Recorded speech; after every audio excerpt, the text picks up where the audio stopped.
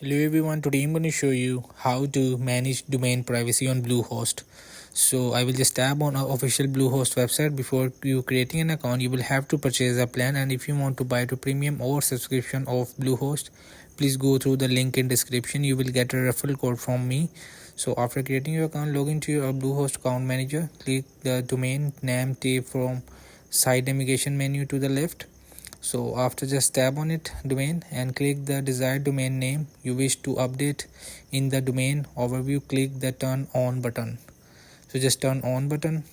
So after next, so alternatively you can scroll down and expand the domain context section, and from the click the turn on button under the domain privacy plus protection.